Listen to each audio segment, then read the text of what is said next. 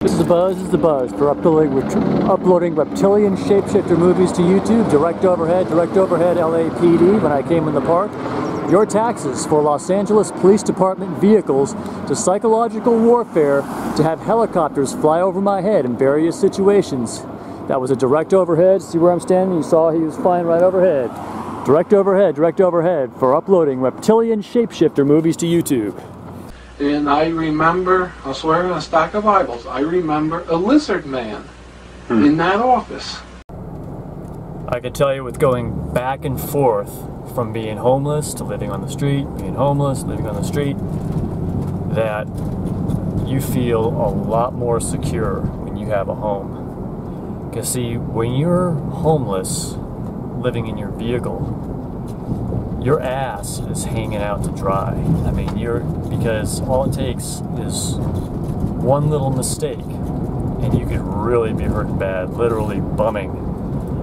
So it's just a situation where also you are insecure, because even though you're the same man, whether you're living in an apartment or indoors, or whether you're living in an RV on the street, or a vehicle on the street, there's just this psychological impact that gets you. And occasionally it'll get me, like, you know, most of the time I actually, you know, I'm over it, you know, you get over it after the first few months and you just get used to it and you get into a routine, you know. That's one of the main things that I suggest if this ever crosses your palate. Just, you know, have a regular routine. I get up early, go to bed early and get up early so you can get a good spot in the coffee shop to get work done. Because if you can't get any work done, like, I mean, if you're employed, that's different, you know, then you're going off to work. But I mean,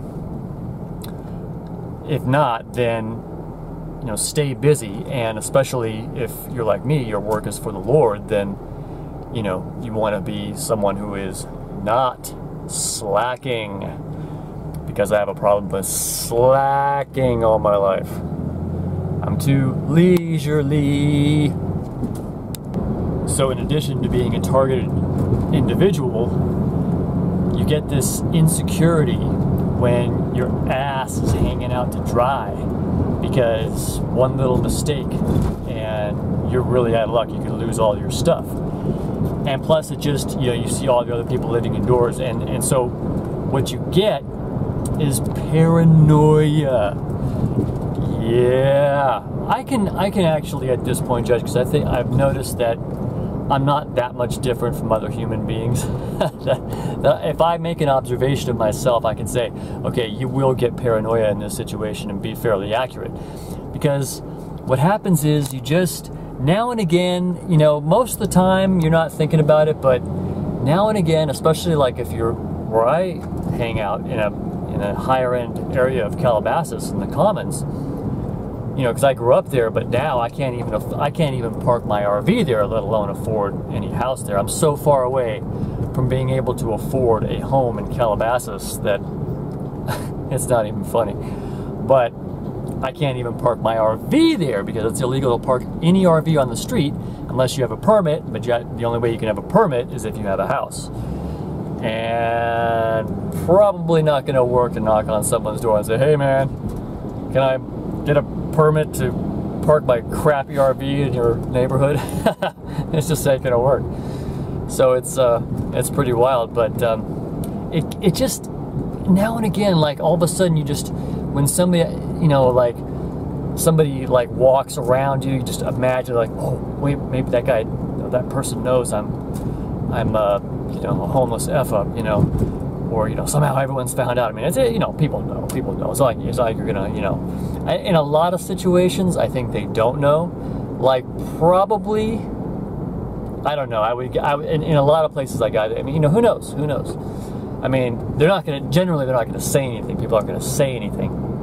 But it's just that insecurity wears on your soul. And the reason I'm sharing this, because I realize a lot of people watching, you may not ever have this experience. You may not, you know that something so simple, so stupid, like just where you live or your, you know, your status, financial status, when it comes to not having enough money for a home, can totally affect how your feelings are, your outlook. And it is a challenge. It does wear on you. It will get you. It's major. Like I said, it's a sty in the eye. It's a spit in the face, you know, on a daily basis in many cases. I mean, like I said, a lot of times it doesn't. If you're cool, you don't, you know, be an idiot.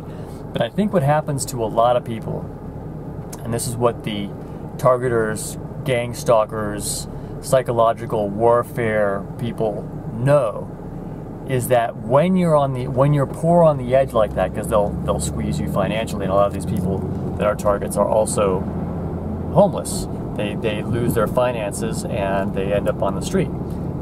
Trust me, there's a lot of people I've talked to, and a lot of them are generally not like me. They don't stay homeless. You know, they eventually, you know, find places and they get in. Me, I think it's forever and ever. In fact, I have decided now after this, I mean, I just got dragged through the ringer, but it was also partially my fault because I forgot that caffeine drinks make me sick. And when you like I said, when you transfer from living indoors to being homeless, you're just so tired. And I started drinking coffee again, and I just forgot that it frickin' makes me sick. And I was wondering why I was getting sick. Anyway, I told that whole story before, but that whole ordeal was so traumatic. It was just disgusting. Disgusting. I mean, and it shouldn't be, you know. I mean, I should have been prepared. I didn't collect that much furniture at the place. I knew it was going to happen. But it really hit me, like, once again, that I have just got to the point now where if I have money to come in to rent again, I don't think I'm just going to come in. I might as well just stay. Just save the money. Save the money to improve my homeless situation, because I don't think I'm getting off. I don't think so. I don't think until the day I die I'm getting in. I think I'm looking at right up until I'll probably live. Even though my health isn't that great, I've got several pretty serious health conditions. But not cancer or heart disease, but other stuff. I got problems with my lungs. Then I got the COVID, which made that worse. And then I've got, like I said, a really slow healing. My body takes forever to heal. Like a year is what would take people months to heal. And energy problems, like I have low energy, get really tired a lot of times, and other things. But even with all that, I think I'll probably make it to early 90s anyway. Who knows? I mean, and sometimes when I'm experiencing health issues, I'm like, I mean, I don't think I'll make it to 70, but my guess would be that overall, because my constitution is also pretty strong, even for a skinny man, and also being skinny, you're healthier. And with being also, when you eat less, you are more healthy. I don't have that problem because I'm not, like I said, I've never gone hungry. As the scripture says, I have not seen the righteous forsaken, nor his seed begging bread. It's really important scripture. I have not seen the righteous forsaken, nor his seed begging bread. So I haven't gone hungry, but I've definitely felt the ego whap of being a homeless man for 30 plus years, with a nice little break on and off. Like that guy says in the beer commercial, stay thirsty, my friend. So I was imagining that after some years, I was in the coffee shop and a serpent walks up to me, but in his human form. And he says, hi, I'm a reptoid. Oh yeah, okay. Do you want an interview? Okay, cool. And then I do a video interview, and then at one point I would say, look man, do you mind if just for the shot we hold our faces really close together and you stick out your tongue, and like I got my head pressed up against his reptilian head. He's going, the tongue sticking out.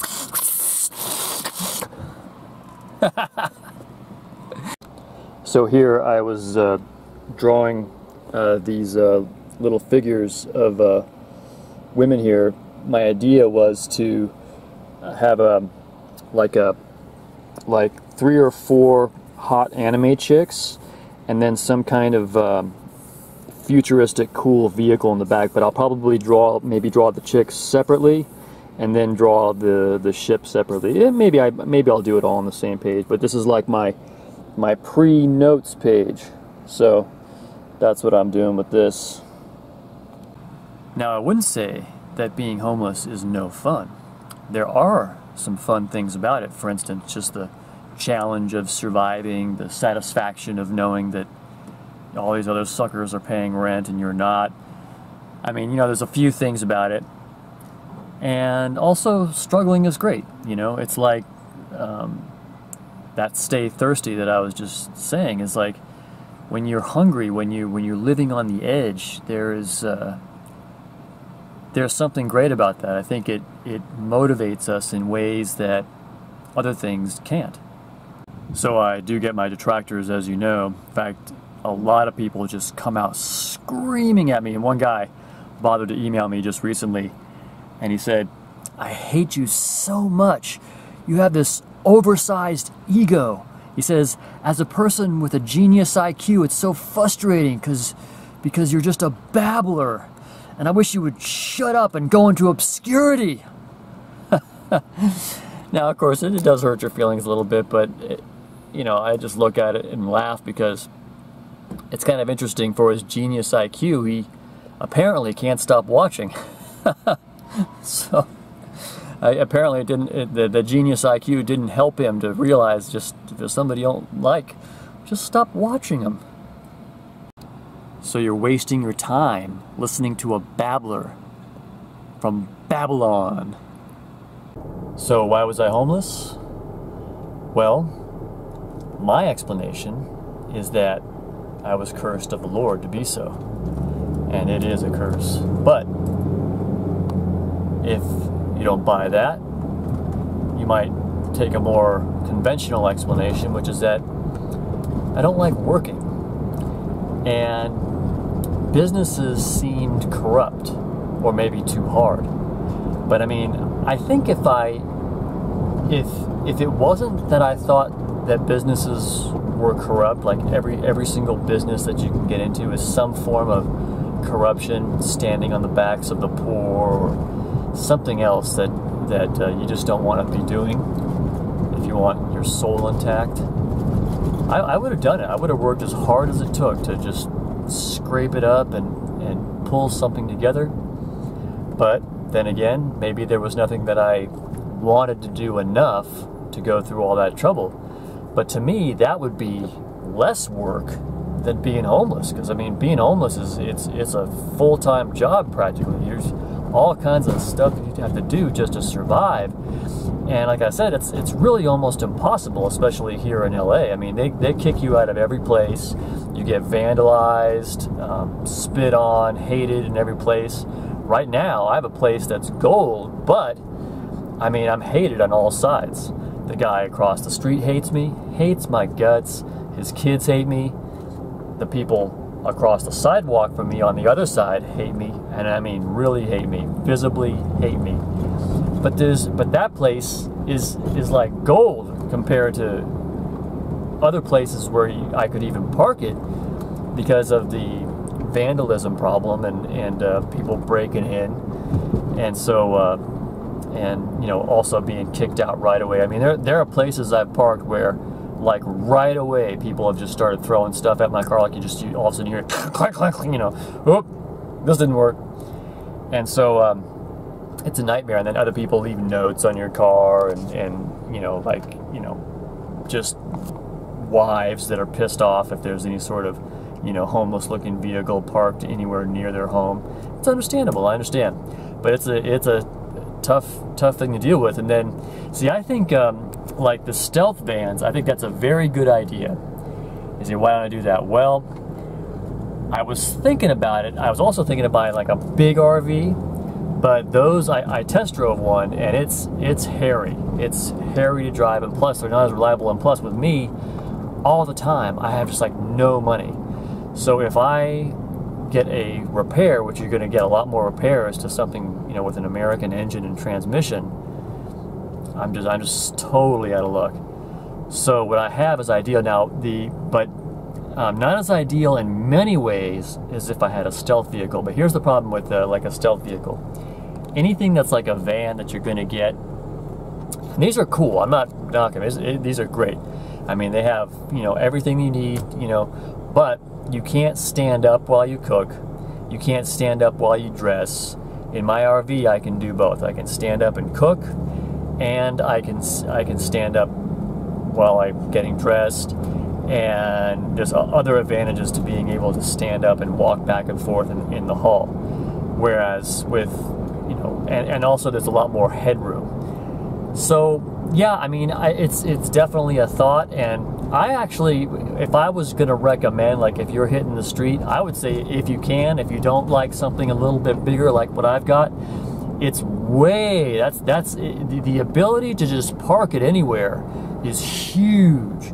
Because all the time there are various reasons you have to move it. Could be noise, could be, you know, like I said, vandalism, or, you know, somebody calling the cops, hey, some guy living here, and you know, and all kinds of stuff. And plus, staying in one place is not to your advantage when you're living on the road. You want to be moving around, and so that's, you know, that's better if you can, and you know, so that people don't, you know, get wind of it, and then they know. See, if you have a stealth van, they may know, like somebody in the area, they could tell because you have a sunroof and, you know, solar panels on top and everything, so they can probably figure, okay, yes, it's probably a you know, a ticket mobile. But if you're just there for a day or two, the knowing who and what you are doesn't become a problem like it is if you do what I do, which is stay in one place, because it's hard to move around an RV quite as easily. But I used to do it all the time. I mean, there were times when I would drive it to, you know, drive it to the places where I need to go during the day and then park it at night. But people right away, there's a guy with a called Cheap RV Living, and he has a movie called Avoiding the Knock. And you get, when you're homeless, you get the knock, and you know, because it's people don't want you in their area, so they come and knock on the door, or businesses come out. And I've had people, like this one time I was parking in Santa Monica, I forget what I was doing, but I had to just park it briefly, like in this one parking lot, and this young man comes out, and he's just irate, like, you gotta move your damn thing off the property, god damn it. I was just parked there for like minutes, literally just minutes, not like a half an hour, like just like a few minutes, and the guy comes out and gives me that crap. So that's really a big argument. Yeah, I would say that, look, unless, see, to me, like if you're, especially if you're in a situation where you can get a job, you know, working for you is easy, or you know, at least you can somewhat readily get a job and make money. For whatever reason, I think it's like, again, I think it was the Lord who designed that. But I mean, I have the worst time. Like, I can't even hardly find a job, and then when I find a job, I can't keep it worth squat, man, just like nothing. Worst time in the world. A friend of mine was telling me, man, you have the worst luck. But I think it's, like I said, I think it's a curse of the Lord, or just, you know, if you don't want to call it a curse, you can call it a, you know, a fate of the Lord. But so if you're not in that situation, then yeah, stealth, because then, you know, you can just move around. It's almost like you're having kind of fun camping out. You save a lot of money, and you know, get like a, you know, Chevy or Ford, you know, work van without the windows on the side. And you can totally build it out the way you want it, or maybe hire someone to do it, and you get this cool little, you know, place you can kick back, and your vehicle is your house, and you can just drive it anywhere. You get used to sleeping in it, and you know, it can be fun. It can be fun and cool.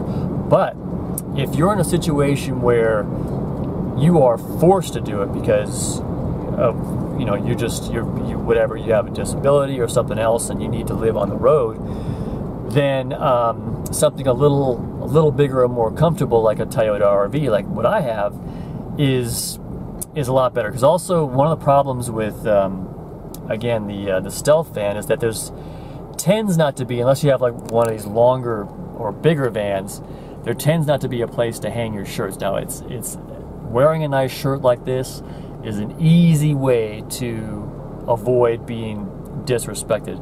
If you're not like a big full-size guy. If you're a skinny man like me, trust me, you need all the respect help you can get.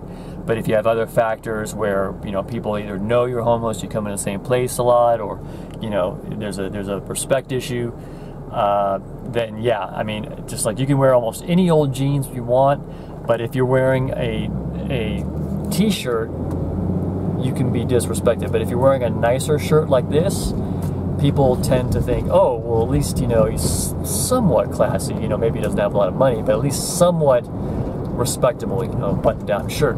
So that's my recommendation for maintaining respectability. Because the chances are, especially if you're living in your hometown, you know, people know when you come into the same place. They can figure it, you know, they know. Especially if your car is like mine.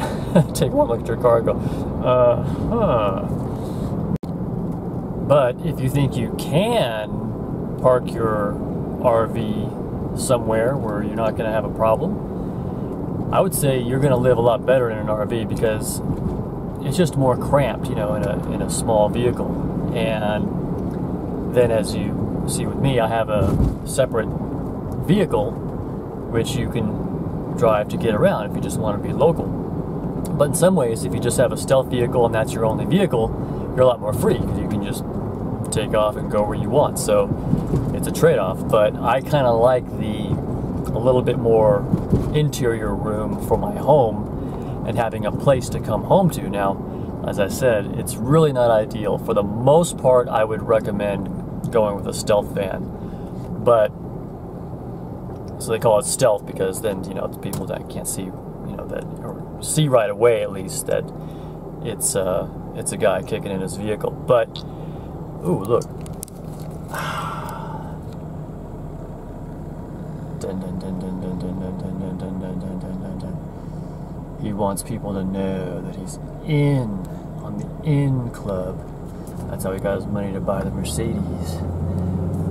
Which gets to why God would have me be homeless, whereas it would seem that it's a situation where if you were more blessed, you would have a home, because the world now is set up to where it's so problematic and corrupt that, yeah, you might find yourself homeless just to preserve your soul. See, I think all these people, even the rich, are slaves to these reptilians. We're living in a slave quarters society. We all of this society serves our reptilian rulers. Now, as far as how I really feel about myself as a man for being a homeless man, yes, you take a major hit to your ego. But I see what happened to my friends that I grew up with. Every single one. And I knew them well, and I saw what happened. I saw what they became. I saw what my parents were, and my whole family. And I can tell you, I am not entirely displeased with who I became, even though I was a disrespectful homeless man. I mean, I look at them and I say, you know, if this is what it took to maintain the kind of person that I am compared to them, fine, sign me up for a lifetime of homelessness, suck though it may. And it does suck, in case you didn't know. Alright, so you want to see a little look at the interior here, an honest look at how I live every day. So what I do actually in this case, because this mattress hurts my back if I sleep on it. It's the one that basically came with this thing, but I kind of modified it a little bit, cut it out a little bit. But I got to get another one. I got like a Tateyama mattress. Maybe I can sleep up here again. It's a bit more roomy. This is the stereo I never from my last place indoors, and I never got around to it because it's too heavy to sell. By the way, if anybody wants, this is a perfectly awesome $500 retro JVC stereo. Excellent sound, not an energy saver, I can tell you. It sucks juice, but yeah, so anyway, and yeah, so that's where I usually cut my vegetables. Here's the fridge. Pretty basic. Oh, by the way, the fridge doesn't work. They burn out after a while, and it's like $1,000 to repair it or fix it. So I just use it as a cool pantry. In the summertime, I open it up during night and then close it. And in the wintertime, it actually keeps things pretty cool in there.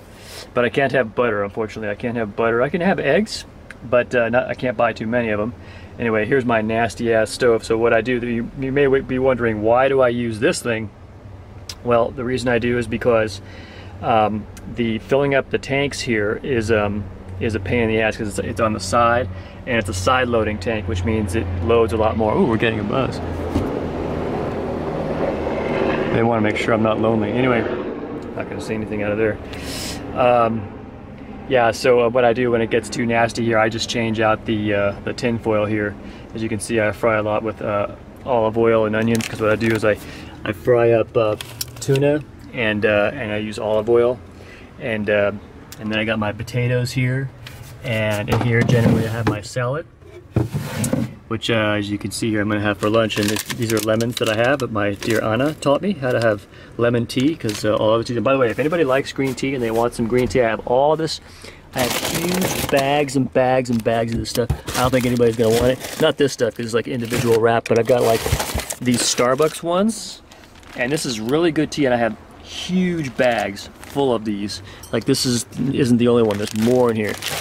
And these are from Barnes & Noble, because they don't put them in those packages. But I say this too, in case, who knows, maybe in the future guests will want it or something, or maybe I can trade it for something, who knows. Seems like a shame for it to go to waste. Somebody's parking outside. And so this is the rest of where I live. So here's where I put my backpack, which is where I basically carry all my stuff, my computer and everything. This is my older computer. It's still good, but I now use it for my entertainment computer, and I keep it locked to the thing. But this is my crap can. And as you can see here, I'm having salad, and this is some soup, ramen. And then, so here's my night kit. So it has just all the stuff that I use at night, and then here's all my, or a bunch of my movies, or some of them. I got more all over the place, as you can see. And this is where I sleep, and these are my power things. So I've got 4 100-watt solar panels on the roof. One of them I use for the truck battery. It seems like overkill, it really is, but the electrical system on this thing kind of drains it, so that's why I have one hooked up to the main. It's just a car battery, but these handle all the interior power I need, and I just use like battery operated stuff for a lot of things like that. There's my DVDs and Blu-ray players, little speaker thing. These things work great, by the way. I used to work for this company, Bass Pulse, I forget what the name of it is, Power Accessories. And then let's see, and this, so here's where I'm sleeping. This is the couch, and here's my heater for at night, and then I've got my water here, as you can see, trash, and so I store food stuff up here. Pretty basic. This is a you know, pretty rudimentary setup. This is generally food stuff. You can see I got Tupperware there, and then I store food like right over in here, you know, pasta and stuff, and then I have more pasta and chips, as you saw over here. And here's my solar thing, and that's just for the truck battery. But here, these I use. I actually just have the solar coming directly from the roof right into these. I don't need a controller of any kind. These do all the controlling themselves. So it's the simplest setup. You just install the solar panels. That's the hardest part.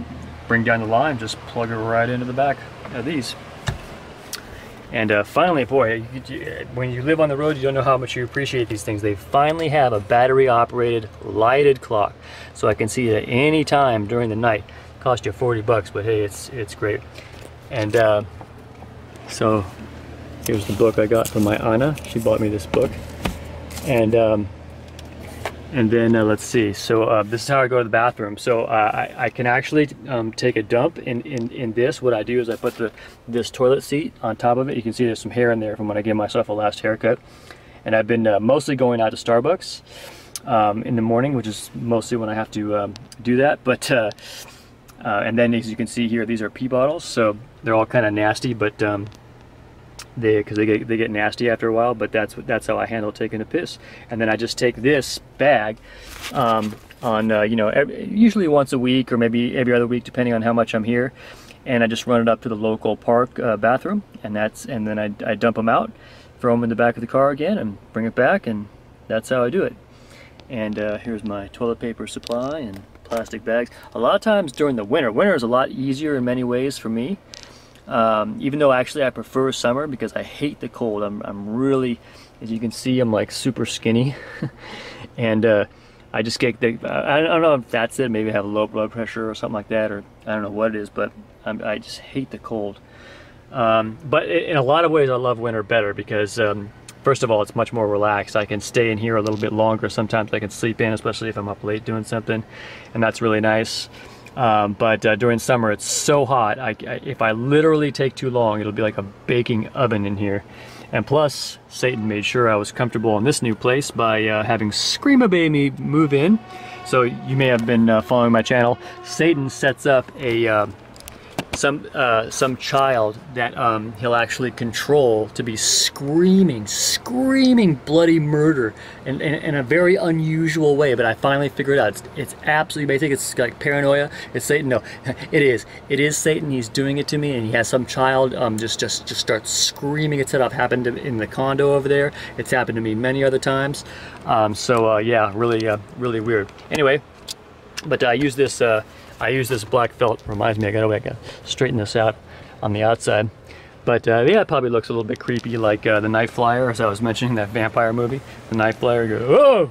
But you know how he had his blackout plane with all this black felt on the windows. Well, that's me. I'm like the vampire. Yeah, so that's basically it, you know. And just store some stuff under here. There's my shoes, and I put my clothes over here. See, this used to be the shower. This used to be where a shower was, but I just built these, like, you know, open shelves because there's no drawers to put any of your clothes in this little Toyota RV. As I was mentioning, it's nice to be able to stand up, you know, when you dress and look in the mirror and everything. And plus, and then this is a place where I can put your clothes. I saw some guy with a van, you know, a stealth van, and your clothes basically have to be hanging outside. It takes a lot of room outside in case it's pretty cramped inside. As you can see in here, I mean, it may not be, you know, total luxury accommodations, but there's a lot more room, and I can stand up. See, you know, put this thing here, so you can kind of see. See, I can pretty much like I'm standing up full height now without bending, but my head touches the top, so I can't. When I walk back and forth, I have to duck a little bit. But that's a lot better than like when you're in the van. You basically have to be seated down most of the time when you're doing everything. So I prefer this. And I'd show you the outside and everything, but the reason I'm not is because last time some lunatic found me and almost really effed up my place to park by sitting there on the sidewalk dumping trash and playing his radio real loud. He's like, "Hey Bruce, what's up, man?" And like just totally uncool. Couldn't keep cool. But yeah, so to prevent that from happening, I don't want anybody to know where I live, because he watches the internet, you know, and he was actually an abductee. And he's like, "Hey man, this happened to me, dude. It's damn aliens." It's got all the state secrets. And you know what that means? What? Fucking aliens, man. Aliens? Yeah, the government knows all about it. They showed us the videos of them flying around jet fighters. Imagine what they're not showing us, man. Uh-huh. This is a war on religion. This is a war on the children. They kill the cure with the sickness. This is a war on tradition. This is a war on religion. This is a war on the children. They kill